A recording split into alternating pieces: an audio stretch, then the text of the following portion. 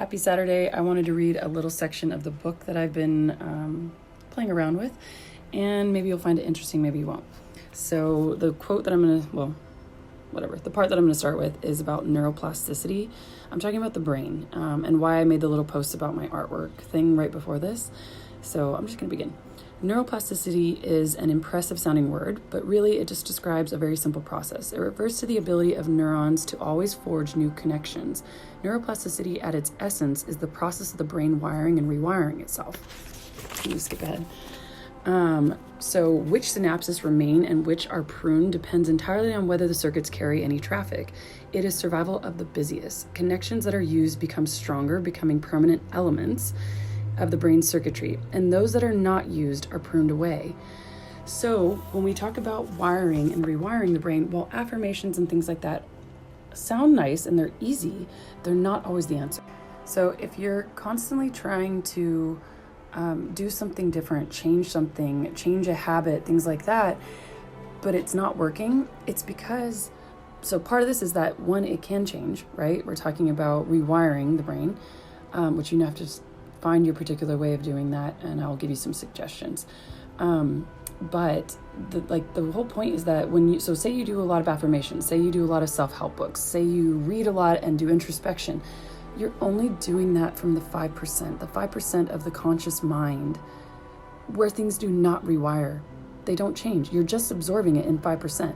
Most of what runs you as a person and as a program is 95% under the surface. It is past the conscious mind. 95%, which is why I do it in meditation. I find it incredibly useful, but you can also do NLP, hypnosis, EMDR. There are other forms. Not to say that habits don't help, which is what I was talking about.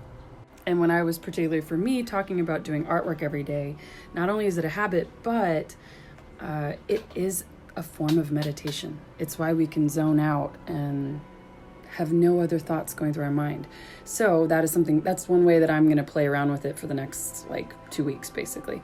But if you're trying to heal something or change something, then there's also the spiritual component, right? And the chakras and the energy and the life lessons and past life and past lives. And so there are so many aspects that make us us, and why we choose the things that we choose over and over and over, and why some things don't change, and why our beliefs on ourselves and our worth don't change, and why when people are like, just love yourself more and take a really nice bath, and it just doesn't really stick when it comes to adding to self-love. This is why. We are so much more complex than that. And yes, there are simple tools that can help, but until you want to go to the deeper level, you might find that you're going to have small changes show up, but eventually it reverts back to whatever the program actually already was, whatever you were already doing and what you already really truly believe deep down about yourself or your life or this world and everything else. Anyway, I'm an intuitive healer. I do coaching, I do energy work, I help rewire these things and reprogram. If you have any interest in working with me, please send me a message.